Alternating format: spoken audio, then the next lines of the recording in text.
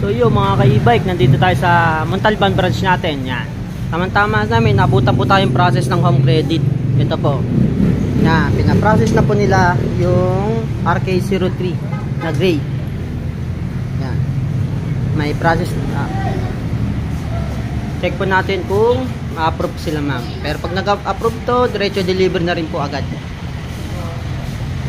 Salamat po sa pagtitiwala sa Red Kingdom e-bike at nag-review po muna sila bago sila pumunta dito na napagalaman nila na mas okay po dito sa Red Kingdom dahil nga po sa tinatawag natin after sales na natutugunan po agad yung mga problema ng ating e-bike at madali naman po tayong kausap pag sa mga ganyang problema po.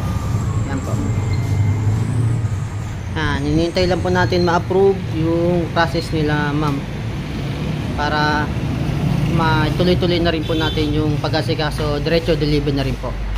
Salamat po. So yung sa mga ka-e-bike, ito hindi pa po tapos yung process natin kina sir, for approval pa lang, pero may dumating na naman po tayong client. Process din po ito mga ka-e-bike. Ganun din po, nagtiwala din po sila sa Red Kingdom e-bike dahil nga po dun sa after sales natin na tinatawag at sa mga pakikitungo natin sa customer. Ika nga ni Papa Joms na I treat you as a family, not a customer. Pagka bumuli kayo sa amin, yun po yung lagi namin sinasabi sa inyo. Yan. Salamat po kayo na ma'am sa nagtiwala po sa amin. Yan. Sana po ma-approve po ito para tuloy-tuloy na po yung process at deliver natin sa kanila. Release agad yung unit once na-approve po itong dalawang client natin for home credit.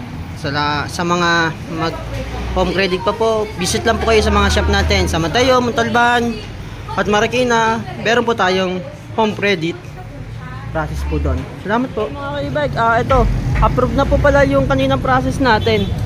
Ito, isang approve. Tapos diba sabi ko na dalawa po yung process kanina. Sa kasamaan palad, yung isang process po ay na-reject. Ganun po talaga, kayong credit system generated po talaga tayo. Meron talagang nare-reject, di na po maiwasan. Lalo't na may mga bad record pa po yung mga mag-a-apply. Ibig sabihin, mga may na-late, mga na-pending na hindi po nabayaran. Pero no worry naman po kasi kahit na-reject po sila, still gustong-gusto pa rin pa nila yung e-bike. Kaya ginawa na lang po nila, kinash na lang po nila. Yan. Kinas na lang po nila sir yung e-bike para makuha din po nila ngayong araw ding e-bike. Yan.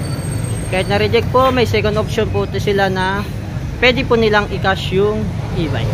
Salamat po sir. Talagang nagpumilit po talaga sila makakuha ng e-bike sa atin kahit na siya ay na-reject sa home credit. Kinas na lang nila yung e-bike nila. Salamat po. Ito rin po yung isa nating release ngayon. Yan. Ito po. Yan, home credit process po yan. Approved na po siya. Ginagawa na po yung papel niyan. Tapos, kinakabitat na po yung trapal. Diretso deliver na rin po. Salamat po. So yung mga ka-e-bike, tapos na po nating ano po. Yan. Dito ma'am? Dito? Opo ma'am, dyan po. Opo. Tapos na po nating i-demo. Kaya na ma'am yung mga dapat i-demo, mga basic function at pangangalaga ng e-bike na dapat gawin ni ma'am para kaya may iwasan po yung error. Ito na po si ma'am, pinipirma na po yung mga papel natin. Ito po yung mga ano natin, kasunduan at mga checklist po natin na okay po yung e-bike na nire-release natin. Nakaharap po si ma'am na check po natin yung e-bike na all goods po lahat. Ayan po. Salamat po kay ma'am, nagtiwala sila sa Red Kingdom e-bike at ayan nyo po sa after sales at problema po ng ating e-bike, hindi naman po kayo tatakbuhan. Sa halip, tutulungan pa po namin kayo para mapagaan po ang buhay po natin sa pagiging e-bike user po. Salamat po.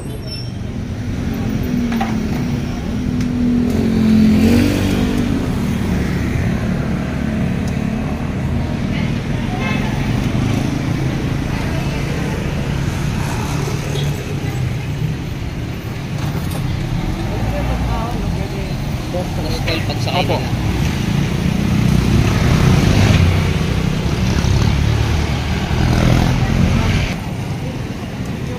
Sir, salamat po.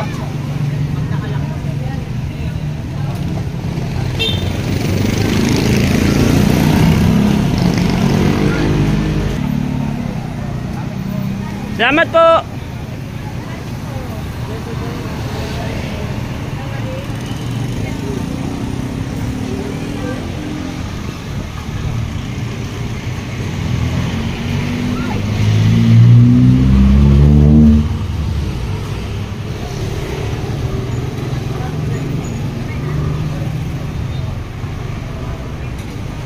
Sige ma'am, salamat po.